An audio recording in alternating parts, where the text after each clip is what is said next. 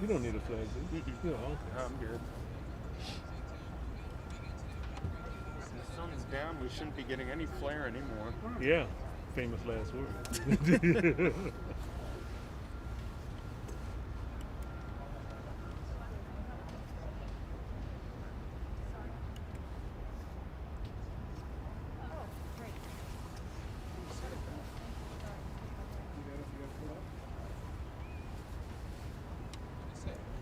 Aspen, you know that Aspen? I haven't been out here in so long. Crazy. What are you watching this on? How the stream box? Where did you get that? I always watch it on DirecTV now, and it's delayed.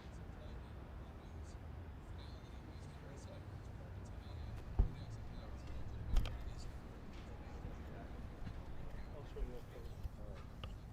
So,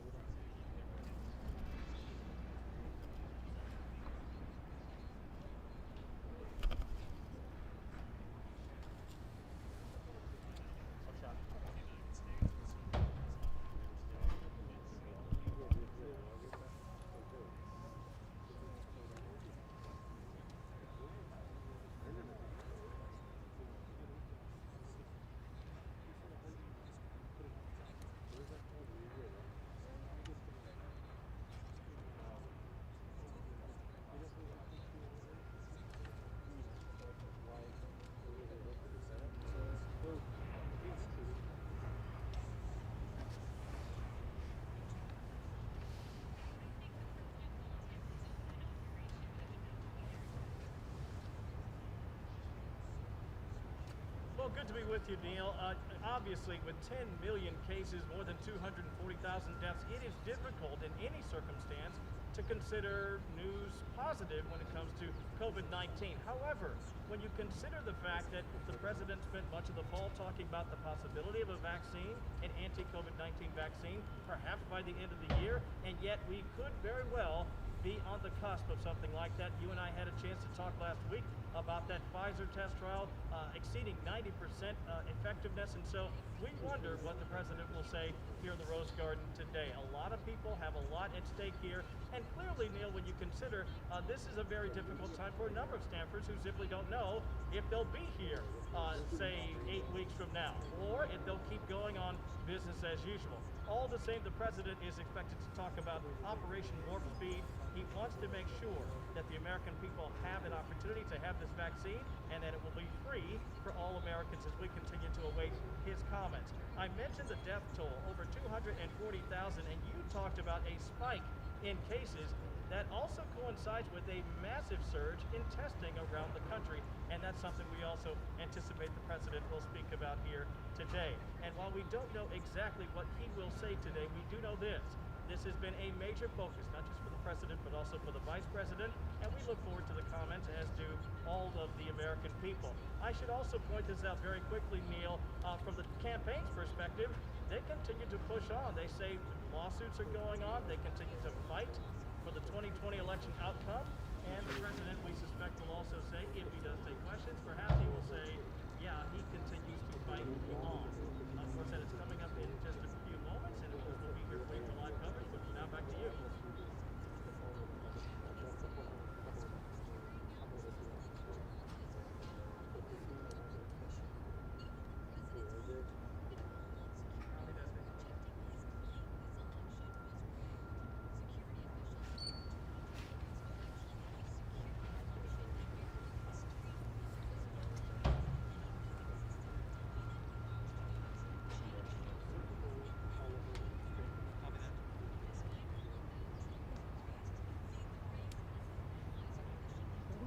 Gotcha.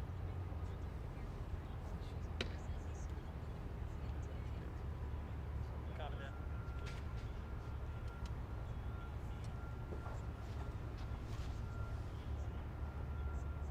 Thank you. I sure can.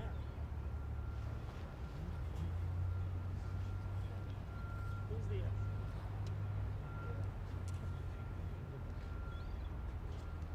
And Jake, on top of all of that, we've been reporting that the president is potentially on the verge of firing the CIA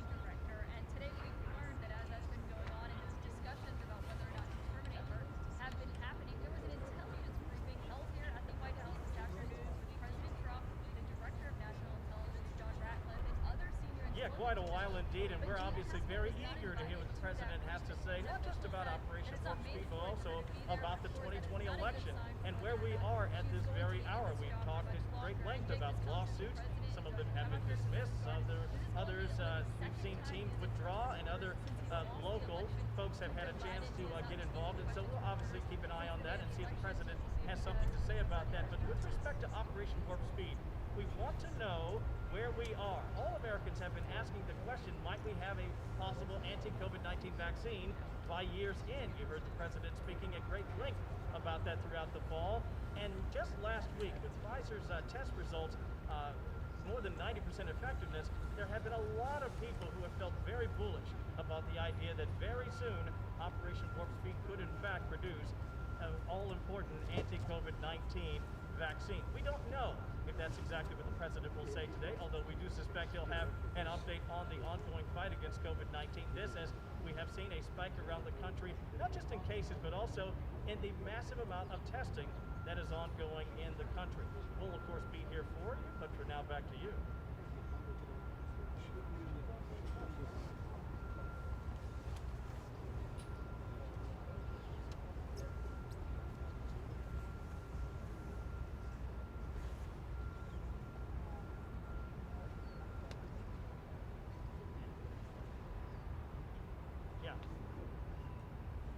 Absolutely.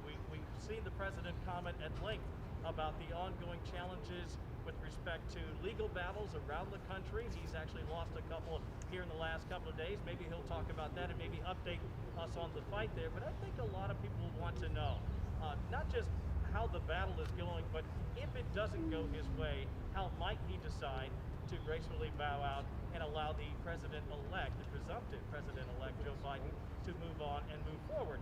But if you talk to administration officials as much as I have, you really get the sense that there is absolutely no quit in this fight. They feel very strongly that the legal challenges they have will produce the kind of outcome that will ultimately prove, they say, the president did in fact win the 2020 election. I'm sure as I stand near my colleagues here in the press, we're all eager to ask him about that and other subjects, including what's happening in Iran. There are so many things happening around the world, so any chance we get to speak to the president, we try to take full advantage of it. Yeah. Indeed.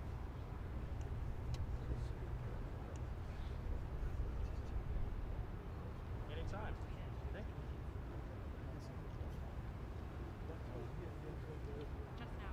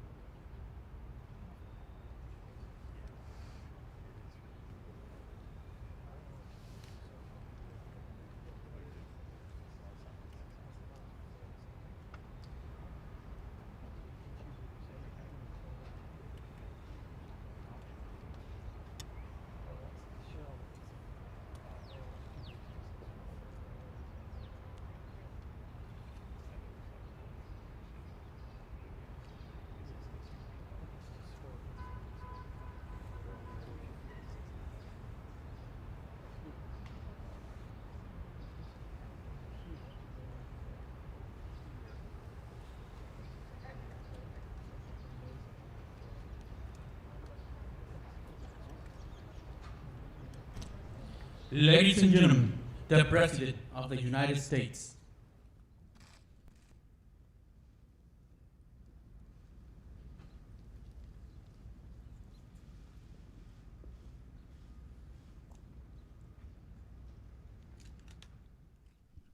Thank you very much. Thank you. It's beautiful out here this time of year.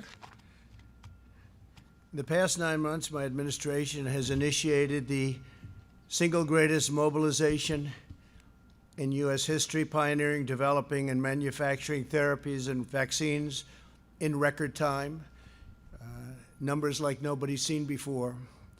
No medical breakthrough of this scope and magnitude has ever been achieved this rapidly, this quickly, and we're very proud of it, and had tremendous help from the military, generals, admirals, and many of the great people at the White House. Operation Warp Speed is unequaled and unrivaled anywhere in the world, and leaders of other countries have called me to congratulate us on what we've been able to do, and we've helped many countries with their ventilators and all of the problems they were having, and I'd like to congratulate everyone involved in this effort. It's been an incredible effort. As a result of Operation Warp Speed, Pfizer announced on Monday that its China virus vaccine is more than 90% effective. This far exceeds any and all expectations. Nobody thought they'd get to that level. And we have others coming which we think will be at equal level, maybe more if that's possible. In July, my administration reached an agreement with Pfizer to provide $1.95 billion to support the mass manufacturing and distribution of 100 million doses, with the option to purchase a total of 600 million doses shortly thereafter. Our investment will make it possible for the vaccine to be provided by Pfizer free of charge. Pfizer said it wasn't part of Warp Speed, but that turned out to be an unfortunate misrepresentation. They are part. That's why we gave them the $1.95 billion, and it was an unfortunate mistake that they made when they said that. We will work to secure an emergency use authorization, which should be coming down extremely soon, and my administration will then coordinate the distribution of the vaccine, and it will be approved. I think, again, it will be approved very, very quickly, we hope. The average development timeline for the vaccine, including clinical tests and manufacturing, can take 8 to 12 years. Through Operation Warp Speed, we're doing it in less than 1 year. If you had a different administration with different people, what we've done would have taken, in my opinion, 3, 4, 5 years, and it would have been in the FDA forever. This is 5 times faster than the fastest prior vaccine development in history. 5 times faster. Say it again, 5 times faster. Nobody can believe it, actually. 3 other vaccines are also in the final stages of trial. They'll arrive within a few weeks, and they will also be mass-produced, and the delivery will be very rapid. We're ready to go. The vaccine will be distributed to frontline workers, the elderly, and high-risk Americans immediately. It will be a matter of weeks. Get out very, very much ahead of schedule. Any schedule that I said we're going to be far ahead of that. We know that this virus primarily targets older populations and those with underlying health conditions, while over 99.98% of those under the age of 50 make a full and quick recovery. By giving the vaccine to high-risk individuals right away, we will dramatically reduce hospitalizations and deaths.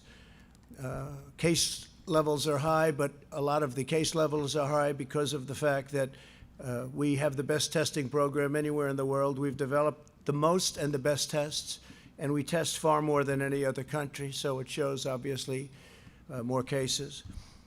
By vaccinating the elderly and the high risk, we will effectively end this phase of the pandemic and allow seniors to reclaim their golden years, the golden years of their lives, which is so incredible. And it's about time that they can have those golden years. Again, this process is starting right away. Millions of doses will soon be going out the door. They're all ready, waiting for that final approval.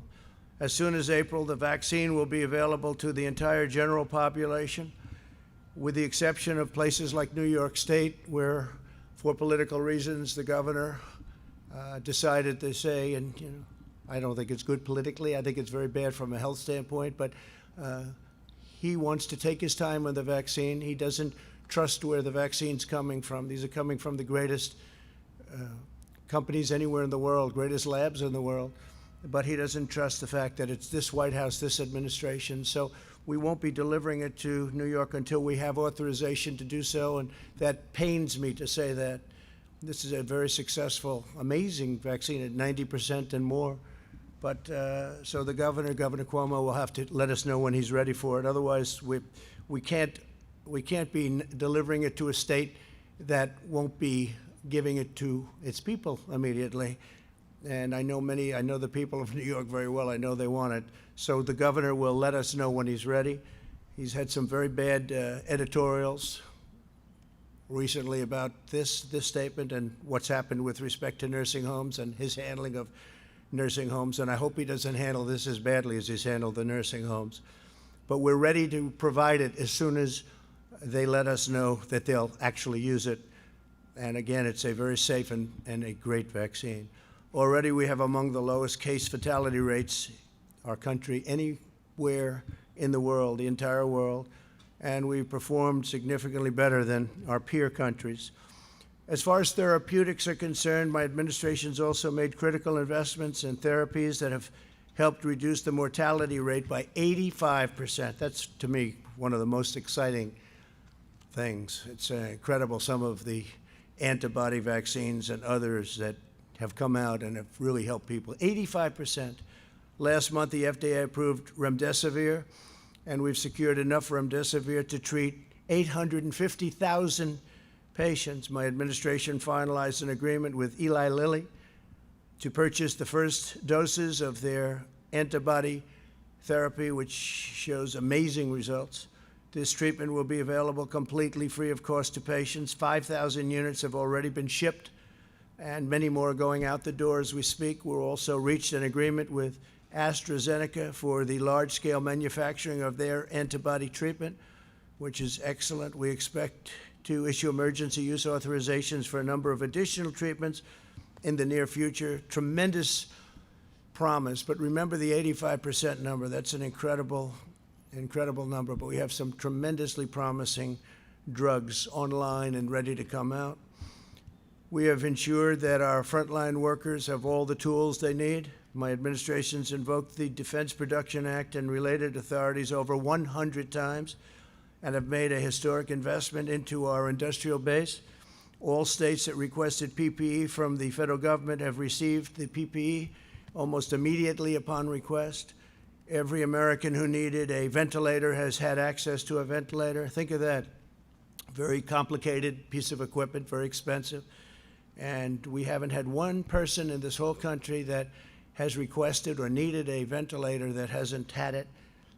Every single request has been immediately filled. So that was something that was a great job. And now we're helping the rest of the world with ventilators because it's a very hard thing. We're producing them thousands of ventilators a month. The federal government has 22,000 beds immediately available for states and jurisdictions that need additional capacity. But we think that it's going to start going down, possibly very quickly. We'll see what happens. But with the vaccine, you'll see numbers going down within a matter of months, and they'll go down very rapidly. As we continue to combat the virus, our economy is rebounding far beyond any expectations. I see the stock market's up almost 400 points today again, and it's ready to break the all-time record. Our jobs records are incredible. The job numbers are incredible. In the last 6 months, we've created over 13 million jobs and slashed the unemployment rate by more than half. Last quarter, we witnessed the fastest economic growth ever recorded in the history of our country, 33.1%. It's a number that is more than double our highest. That was in 1952, and we've more than doubled it. The United States experienced the smallest economic contraction and the most rapid economic recovery of any major Western nation. We went down less and we went up more, which is quite a combination of facts. While healthy Americans have gone back to work and to school, we continue to spare no expense to protect the elderly and the vulnerable. According to some estimates, a national lockdown costs $50 billion a day and hundreds of thousands of jobs every single day. Ideally, we won't go to a lockdown. I will not go. This administration will not be going to a lockdown. Hopefully, whatever happens in the future, who knows which administration it will be. I guess time will tell. But I can tell you this administration will not go to a lockdown. There won't be necessity. Lockdowns cost lives, and they cost a lot of problems. The cure cannot be, you got to remember, cannot be worse than the problem itself, and I've said it many times. And when you look at what happens during a lockdown, I just say it very loudly. It's horrible what happens with drugs, alcohol, depression, loss of jobs, business closures. It's a terrible thing. So this administration will not go, under any circumstances, will not go to a lockdown, but will be very vigilant, very careful. We understand the disease. It's a complicated disease, but we understand it very well. We ask all Americans to remain vigilant, especially as the weather gets colder and it becomes more difficult to go outside and to have outside gatherings. And with that, I just want to ask some very talented people to come up and say a few words. General Perna and Dr. Slaoui have been incredible. The general is really getting started right now, but he's really, what we don't know and what people don't know, he started putting this all together 6 months ago, and you're going to see some real action. So, General, maybe you'll start it off, and then, Doctor, you'll go right after that. Thank you very much, and then we're going to finish it off with Mike Pence. Okay? Thank you. Please. Thank you. Sure. Thank you, Mr. President. Hi, everybody. So Operation Warp Speed's mission is to enable and accelerate the development of vaccines and therapeutics to help control the COVID-19 pandemic and save lives. On May 15th, almost 6 months ago to the day, we stated the goal of the operation, which was to have vaccines and therapeutics available and approved for use in the US population by the end of the year 2020. We said then that while very challenging, the goal was credible and therefore was worth trying with the best, our best to achieve it. Today, we're almost 6 months later, and I think we can say that significant progress has been made. And while we are not there yet, we are close to the objective. Let me share with you some facts. If I look at the vaccine side, we've selected a portfolio of 6 vaccines using 3 different platform technologies, and we elected to have 2 vaccines from each platform technology. First platform is what's called messenger RNA, and 2 vaccines using that platform were in the portfolio, one by Pfizer and one by Moderna. The second platform is using what's called live viral vectors, and we had 1 vaccine from J&J and 1 vaccine from AstraZeneca in partnership with Oxford University. And the third platform was the recombinant protein platform with 1 vaccine from a biotech company here in the US called Novavax, and another one from a partnership between Sanofi and GlaxoSmithKline. These vaccines are now, 6 vaccines are all in the clinical development stages, and 4 of them are in phase 3 trials. And of the 4 that are in phase 3 trials, 2 have effectively completed enrollment in the phase 3 trial, and one of the 2 has announced on Monday, to, I think, thrilling information, that they had 90% efficacy. That was the Pfizer vaccine, demonstrating that vaccination is possible against COVID-19, that the kind of choices we have made in terms of the antigen selected was effective and made us optimistic that other vaccine may also be effective. On Wednesday, the same week, just this Wednesday, Moderna, the other company with the vaccine using similar platform technology, messenger RNA, announced that they have achieved the number of cases in their trial to allow for a first interim analysis, and I would expect that shortly, probably next week, we may hear what I hope to be another very good information regarding an efficacious vaccine. The two other vaccines that are in phase 3 trial that are using the live vector platform, the J&J vaccine and the AstraZeneca vaccine, have recruited already a few thousand subjects in their trials. I would like to take this opportunity to invite as many Americans as possible who would like to volunteer to participate in these clinical trials, as that's the only way we are able to achieve a demonstration of the safety and the efficacy of these vaccines. The last two vaccines, the recombinant protein vaccines, are planned to start their phase 3 trials within the next few weeks. And while we are developing this vaccine, we haven't only looked at the clinical development, of course, in partnership with the companies that are the sponsors for the vaccine. We also invested very significantly in the manufacturing of this vaccine in such a way as to, when we have the clinical efficacy demonstration with these vaccines, we would also have vaccine doses to be able to immunize the US population. So the two vaccines that are completing their phase 3 trial are likely to be filing their files with the FDA for a potential emergency use authorization within the next few weeks. And hopefully, if approved, they could be used for immunization in the US population in the month of December. And we plan to have enough vaccine doses available for use in the US population to immunize about 20 million individuals in the month of December, and another 25 to 30 million per month on an ongoing basis from there on. And as of the month of February or March, if we have more vaccines approved, such as the live vectored vaccine, we may be able to immunize a larger number of Americans on an ongoing basis per month. Operation Warp Speed didn't only focus on vaccines. We also looked at therapeutics, and we have worked with a number of companies developing monoclonal antibodies, in particular, that are able to neutralize the virus. As Mr. President said, we have announced partnerships with Eli Lilly, with Regeneron, and with AstraZeneca.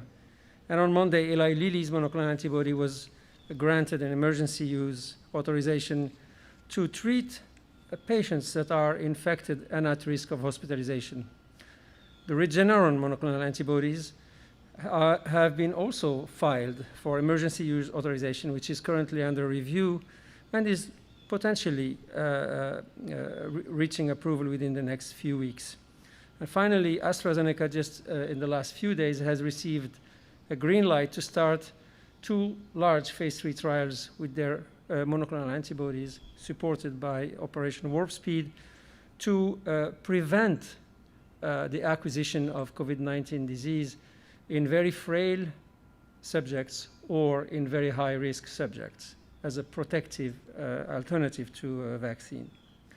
So, potentially 2 vaccines and 2 therapeutics may be granted an emergency use authorization before the end of this year. I think it's a remarkable achievement within a period of 6 to 7 months. It is important to note that this progress has been achieved without any political interference. I said it many times. And at every step has been and is being judged by independent expert bodies, whether it's when the FDA grants the green light to go into clinical trials, or whether when the data safety monitoring boards review the safety of the studies on an ongoing basis and sometimes put them on hold, as I'm sure you have witnessed with the AstraZeneca vaccine, for instance.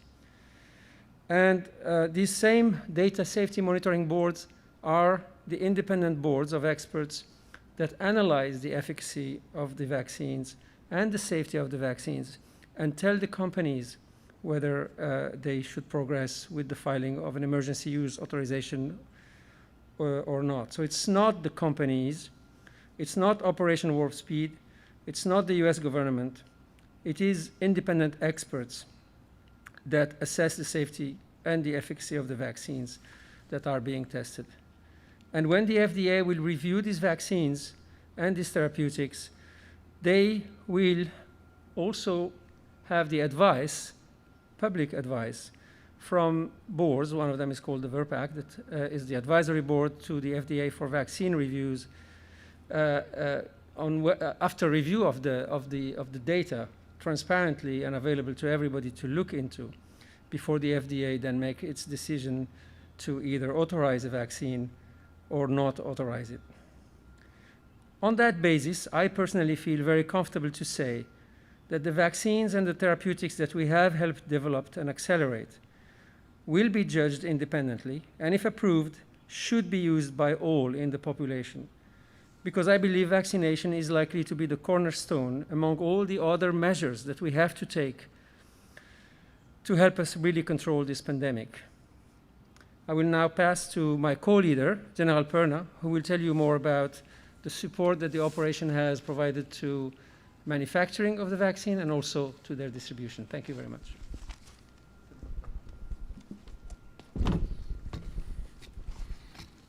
Mr. President, thank you for allowing me to continue service of our great nation as the co-leader with Dr. Moncef Slaoui on this mission. Let me start by emphasizing for me, what is Operational Warp Speed about? It is about saving lives. And it is a Herculean task that the President put us on many months ago. And as Dr. Slaoui just laid out, we are making steady progress and we are ready to execute.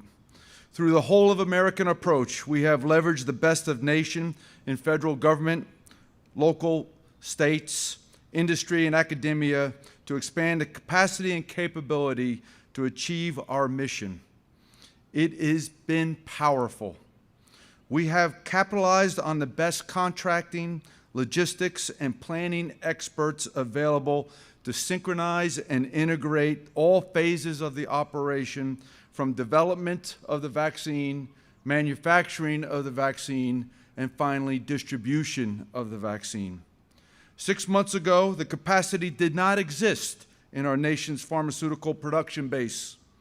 We went to work building brick and mortar manufacturing facilities, bringing in the right specialized machinery and equipment, and prioritizing supply chain materials through the Defense Production Act.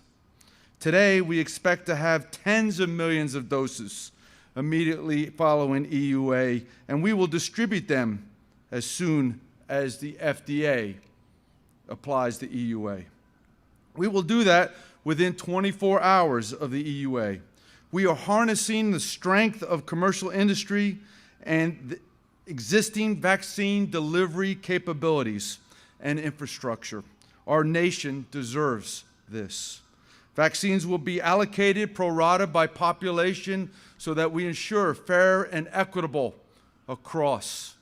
We need the states who are part of the planning to accept the vaccine.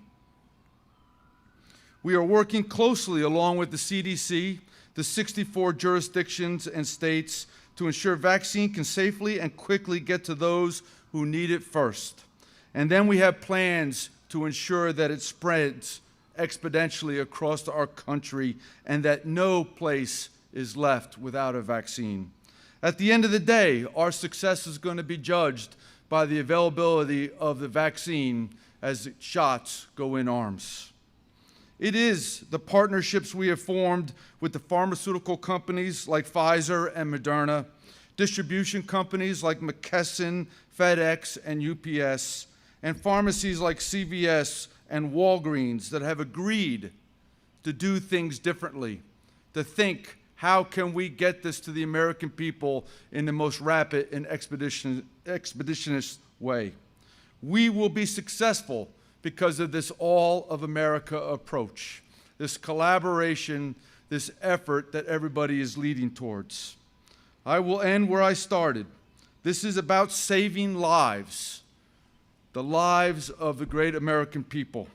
And we will not rest until we are successful and that we have irreversible momentum to returning our nation back to normal. Thank you, Mr. President. Thank you, General, very much. Great job. Alex, please.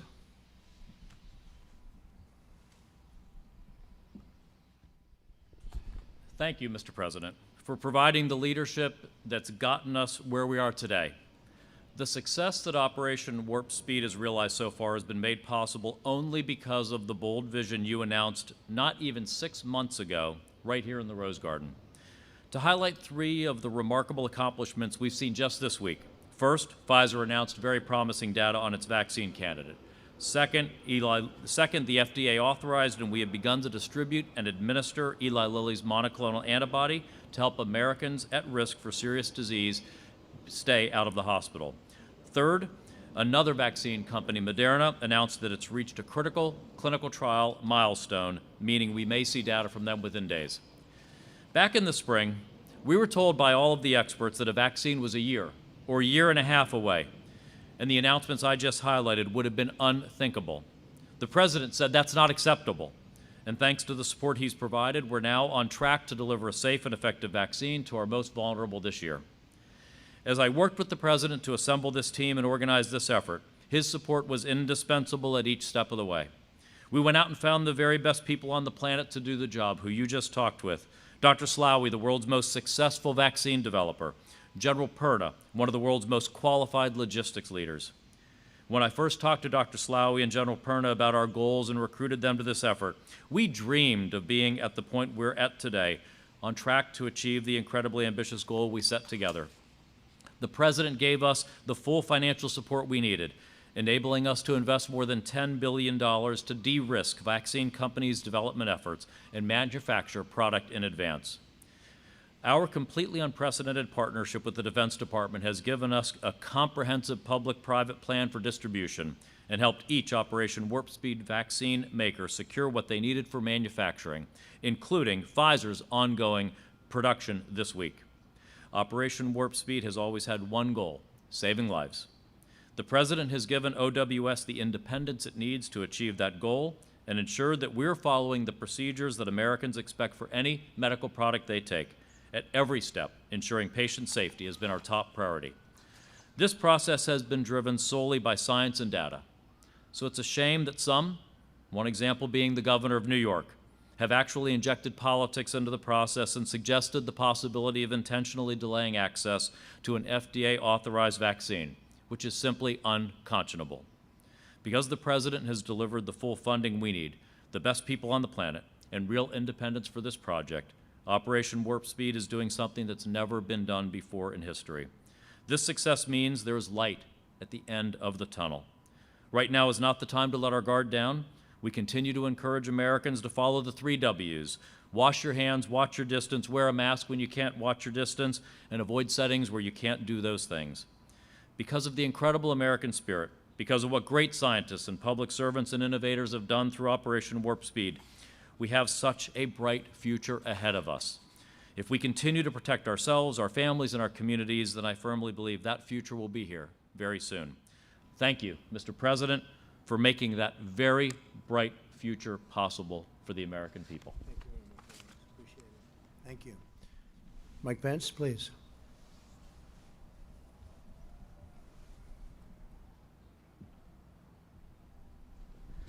Well, thank you, Mr. President, and on behalf of the White House Coronavirus Task Force, I was grateful to just have a few minutes today to commend the team of Operation Warp Speed.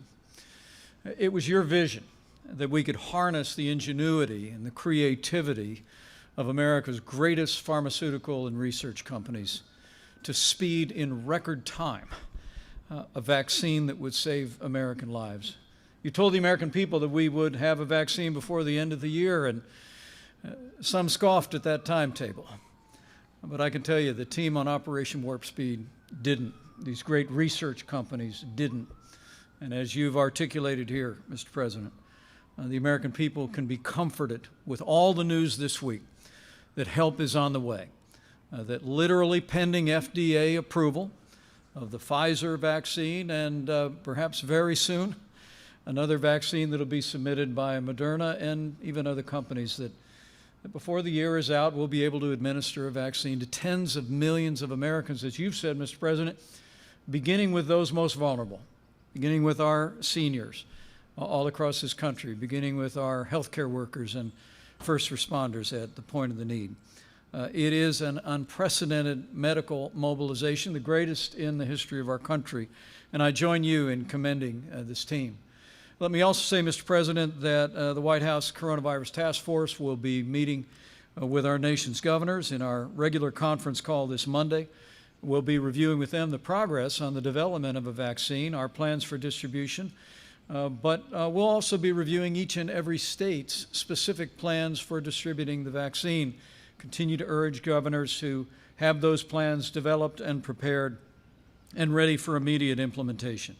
And finally, Mr. President, as we see cases rising around the country, as we see hospitalizations rising around the country, I want to encourage the American people with the news that, as we have done from the very beginning, we're going to continue to move heaven and earth to make sure that your family has access to the level of health care that we'd want any one of our members of our family to have.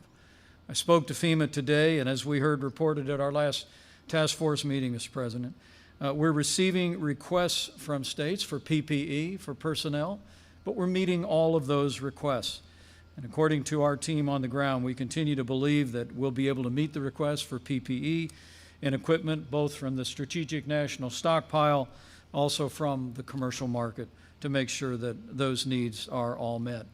And the American people can also be confident because of the system that you established, that since this past July, we're actually able to track PPE, gowns and gloves and N95 masks on a hospital-by-hospital basis, so we can continue to deliver, as you said, Mr. President, on that extraordinary record in America where no American who's ever required a ventilator has ever been denied a ventilator. No American who's ever required an ICU bed has ever been denied an ICU bed.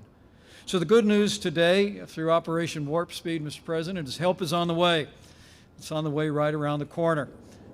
As one of the members of our task force said recently, the cavalry is coming, but we want to encourage every American that we're going to continue to make sure that our healthcare system has the resources to support the equipment and supplies that they need.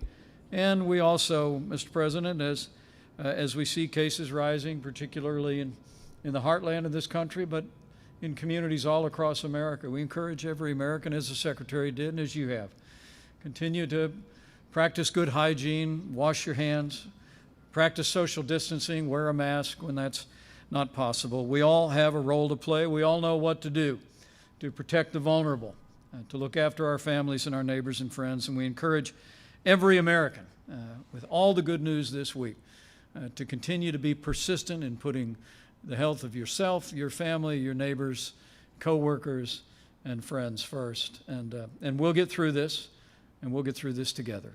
Thank you, Mr. President. Thank you very much, Mike. And thank you, everybody. Thank you very much.